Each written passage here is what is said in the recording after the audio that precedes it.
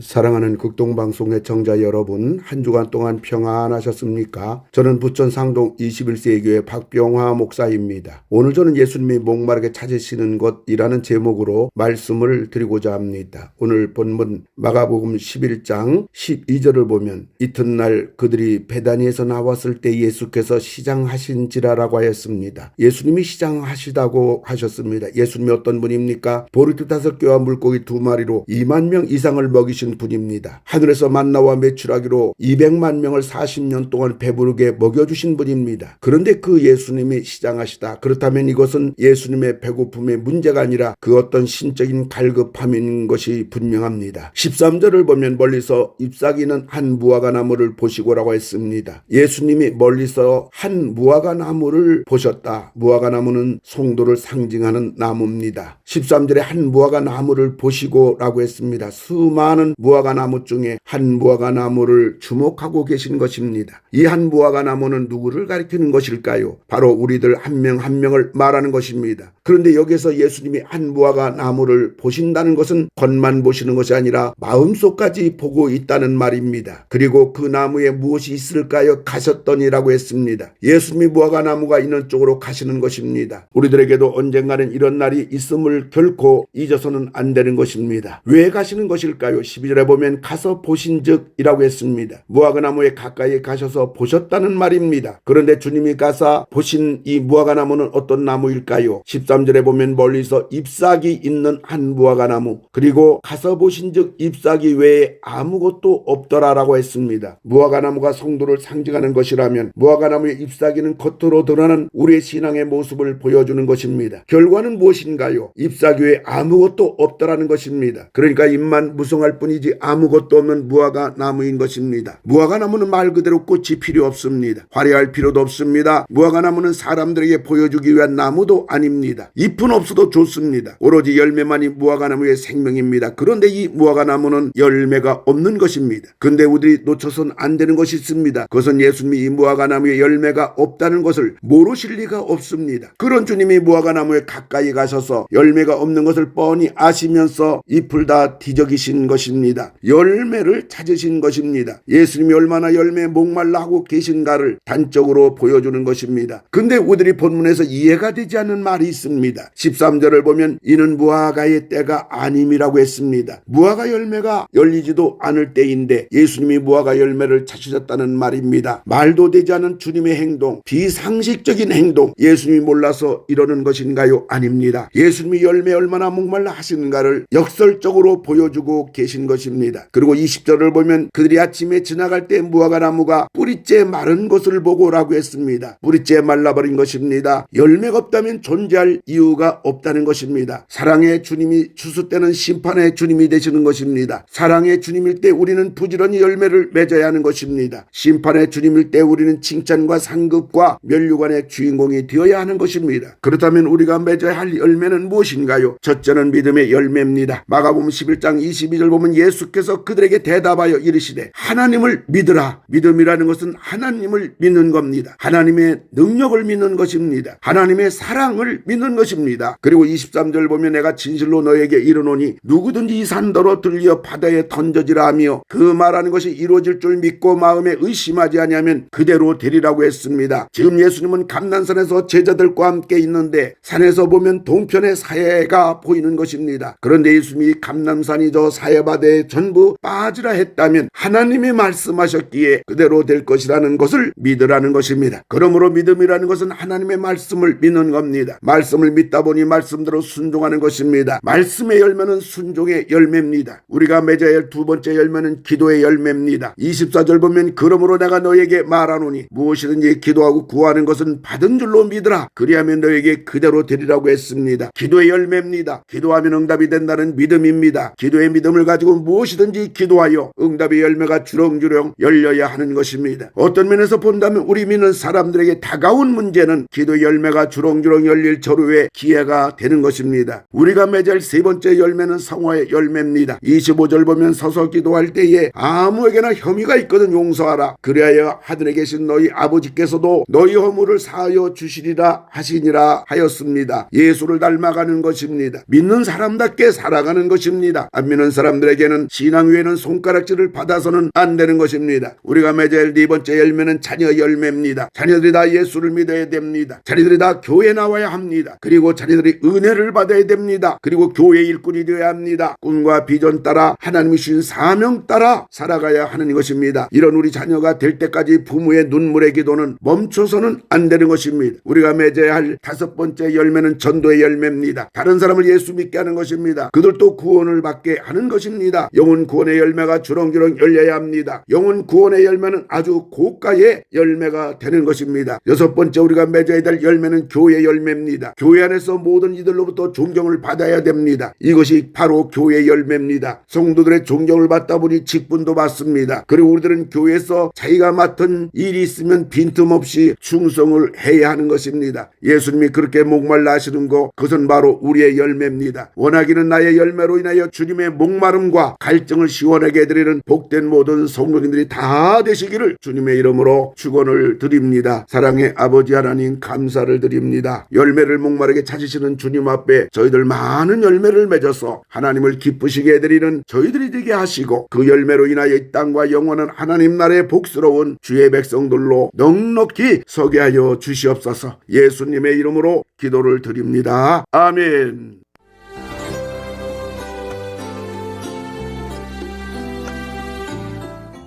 내가 매일 기쁘게 지금까지 부천 상동 21세기 교회 박병화 목사님께서 말씀 전하셨습니다.